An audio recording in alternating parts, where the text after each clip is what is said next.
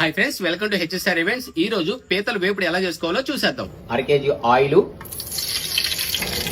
50 గ్రాములు పచ్చిమిరకాయ చీలికలు, అర కేజీ ఉల్లిపాయ ముక్కలు. ఉల్లిపాయలు బాగా ఎగిపోయినాయి. ఇప్పుడు 30 గ్రాములు అల్లం పేస్ట్, 20 గ్రాములు ఎల్లుల్లిపాయ పేస్ట్. అల్లం ఎల్లుల్లిపాయలు బాగా ఎగిపోయినాయి. ఇప్పుడు కడిగి పెట్టుకున్న పీతల్ని వేసేసుకుందాం. కూరలో ఉల్లిపాయ అనేది బాగా ఏగితే గ్రేవీగా తయారయ్యి చాలా బాగుంటుంది. ఇప్పుడు కొద్దిగా కల్లుప్పు వేసుకుందాం. కల్లుప్పు వేసుకున్నాం కదా, శుభ్రంగా కలిపేసి కాసేపు సన్న మంట మీద మూత అయితే పెట్టేసుకుందాం.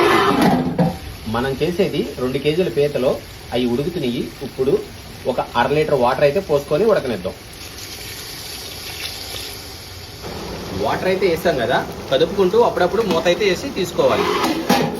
వాటర్ అనేది తగ్గుతూ వస్తుంది. లైట్గా పసుపు అయితే వేసుకుందాం.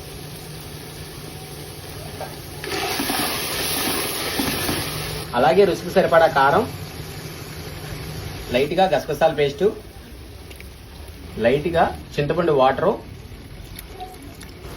లైట్గా ధనియాల పొడి,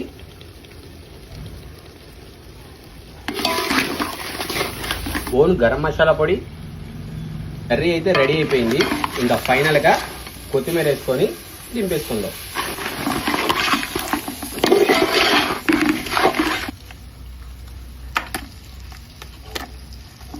నాకైతే ఇలా వచ్చింది.